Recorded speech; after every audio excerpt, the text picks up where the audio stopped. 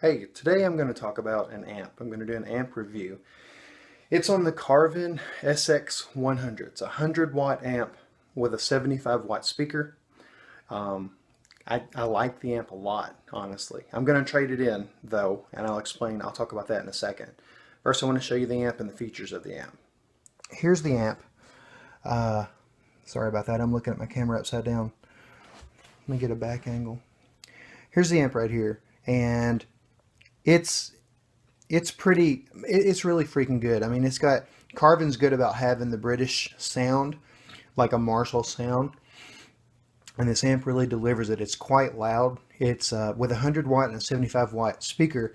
It's loud enough to play pretty much, definitely a jam session with some guys, and I think even a small venue.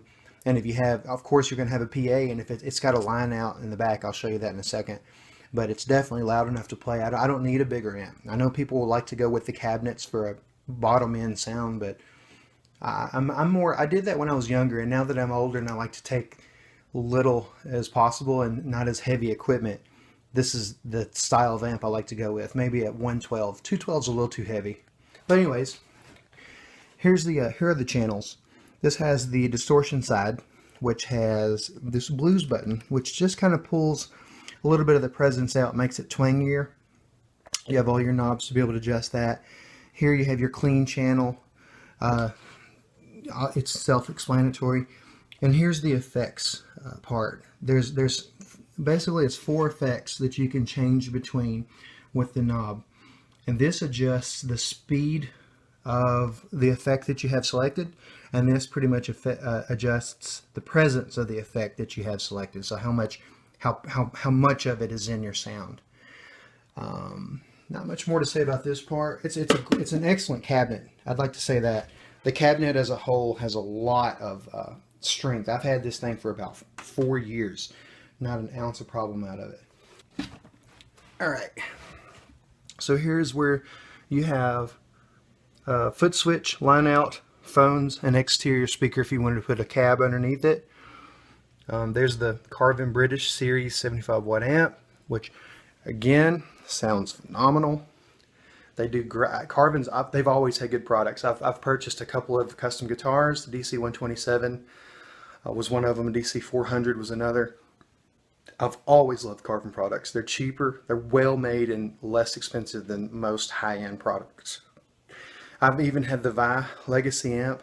Steve Vai's a huge influence of mine, and it was a wonderful amp. I pawned it off when I was younger because I needed the money, and not because of any fault of the amp. It was fantastic. And same as is said about this.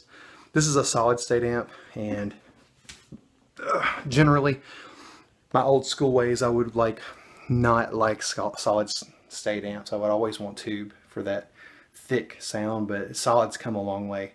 Which brings me back to the reason I'm trading this in. I'm going to trade this in probably at Guitar Center for a Line 6 75 watt Spider 4, because this amp, while it's awesome and sounds great, it's limited on its effects and what you can do as far as interfacing it with digital.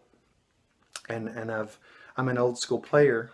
80s rock is what I grew up on, and that's the style that I play, and so I'm kind of simpler. I'm used to having a setup with a couple of pedals chained together.